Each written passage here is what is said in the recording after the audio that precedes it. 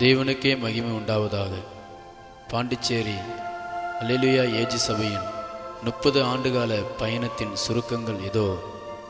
ஆவிக்குரிய வறட்சியும், பிசாசின் தலைவிரித்தாடலும், பிசாசின் ராஜ்யமும், பாவத்தின் பெருக்கமும் காணப்பட்ட அந்நாட்களில் 1979 ஆண்டு பரிசுத்தவானின் பாதங்கள் பட்டது. நம் பாஸ்டர் அம்மா, சிறுமியாக இருந்த சகோதரி பியூலா மூவராக வந்தார்கள். வாடகைக்கு வீடு இல்லை, ஆராதனை நடத்த இடமில்லை, பலத்தோடு சுகத்தோடு ஊழியம் செய்ய ஆகாரம் இல்லை, பொருளாதாரமும் இல்லை. பல போராட்டங்கள், எதிர்ப்புகள், நெருக்கடிகள், சோர்வுகள், வேதனையின் நாட்களில் அழுகையின் பள்ளத்தாக்கை உருவ நடந்த அந்த 6 மாதங்களில் சபைக்கு ஆட்களே இல்லை.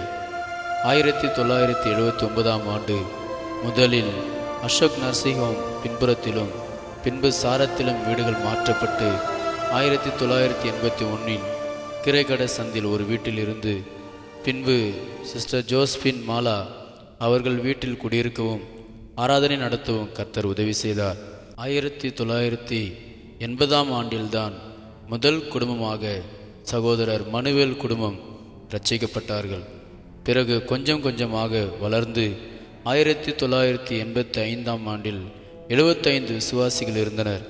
அந்நாட்களில் இருந்த விசுவாசிகள் ஒருமனப்பட்டு போதகரோடும் தோள் கொடுத்து உழைக்க, ஜெபிக்க, கொடுக்க நமது ஆலயத்திற்கு 1985 தென்னஞ்சாலை ரோட்டில் சொந்த இடம் வாங்கி கூரை போடப்பட்டது. 1987 போதகரும் 35 பேர் கொண்ட குழுவுமாக காரைக்காலில் உள்ள 5 கொம்யூனிகளில் ஊழியம் செய்ததன் காரணமாக 1989 திரு ஈஸ்டர் ஐயா குடும்பம் ஆலயத்துக்கென்று வாடகை இல்லாமல் வீடு கொடுக்க காரைக்காலில் ஊழியம் ஆரம்பிக்கப்பட்டது. பின்னாட்களில் தலத்தெருவில் ஆலயத்திற்கு தங்கள் சொந்த இடத்தையே இலவசமாக அந்த குடும்பம் தர ஆலயம் கட்டப்பட்டது. 1989 ஆண்டு பாண்டிச்சேரியை மையமாக கொண்டு கீழுள்ள கொம்யூனியன்களுக்கு ஊழியத்தை ஆரம்பிக்கவும் ஆட்களை நியமிக்கவும் கர்த்தர் உதவி செய்தார். அரியாங்குப்பத்திற்கு பாஸ்டர் டேனியலும், உழவர்கரைக்கு பாஸ்டர் தனசீலன், பாஸ்டர் பென்னட்டும், வில்லியனூருக்கு பாஸ்டர் ஆல்பர்ட்டும், நெட்டப்பாக்கத்திற்கு சிசிலேயாவுமாக அனுப்பப்பட்டார்கள். நமது ஆலயம் குறையாக இருந்தாலும் தேவன் தந்த தரிசனத்துக்கு தலைவணங்கி கிளை ஊழியங்கள் ஆரம்பித்த பிறகு குறையாக இருந்த நமது ஆலயம் 1989 ஆண்டு சிமெண்ட் ஓடாக மாற கர்த்தர் உதவி செய்தார்.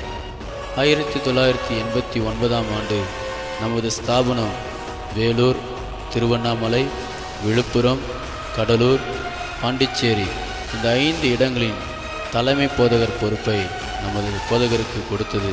1992 ஆண்டு ஏனத்திலும் சென்று ஊழியம் செய்யவும் சபை ஆரம்பிக்கவும் தேவன் உதவி செய்தார். 1992 ஆண்டு வில்லியனூரிலும், 1993 ஆண்டு அரியாங்குப்பத்திலும், 1994 ஆண்டு காலாப்பட்டிலும், 1996 ஆண்டு பாகூரிலும் இடம் வாங்க தேவன் உதவி செய்தார். இப்பொழுது 39 இடங்களில் ஊழியம் நடைபெறுகிறது.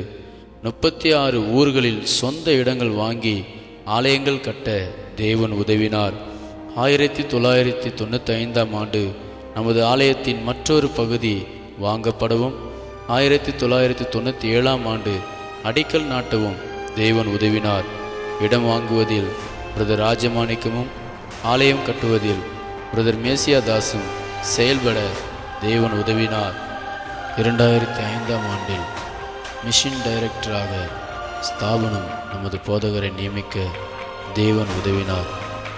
2007 ஆண்டு ஜூன் 3 முழுமை பெற்ற நமது மாபெரும் ஆலயம் பிரதிஷ்டை செய்யப்பட்டது. 1979 ஆண்டில் அற்பமாக ஆரம்பிக்கப்பட்டதை இன்று தேவன் நமது போதகரின் அர்ப்பணிப்பையும் தியாகத்தையும் சேவையையும் கண்ணீரின் ஜெபத்தையும் பார்த்து செய்த கிரியைகள் இதோ. 45க்கு மேல் முழுநேர ஊழியர்கள் எழும்பவும் 35 ஊழியக்காரர்கள் இதே மாநிலத்தில் ஸ்தாபனத்தில் ஊழியம் செய்யவும் 481 வீட்டு சபை மூப்பர்கள் எழுப்பப்பட்டும் இருக்கிறார்கள். இந்தியாவின் பல மாநிலங்களில் உள்ள மிஷனரிகளில் 70 மிஷனரிகள் தாங்கப்பட்டும் வருகிறார்கள். நமது தேசத்தின் அருகில் உள்ள நேபாளம் தேசத்தில் உள்ள பல மிஷனரிகளும் தாங்கப்பட்டு வருகிறார்கள். கிராம வீட்டு சபைகளில் ஆராதனை ஊழியங்கள் நடைபெற்று வருகிறது. பல ஏக்கர்கள் நிலம் வாங்கி ஆலயங்கள் கட்டப்பட்டிருக்கிறது. இந்தியாவின் 35 மாநிலங்களில் 27 மாநிலங்களுக்கு நமது போதகர் சென்று ஊழியம் செய்ய வழியை கர்த்தர் திறந்தார். புதுவை மண்டலத்தில் இப்பொழுது சுமார் 6000 விசுவாசிகள் இருக்கிறார்கள். பல ஊர்களுக்கும் பல நாடுகளுக்கும் இந்த சபையின் மூலம் ரட்சிக்கப்பட்ட பலர் சென்றிருக்கிறார்கள்.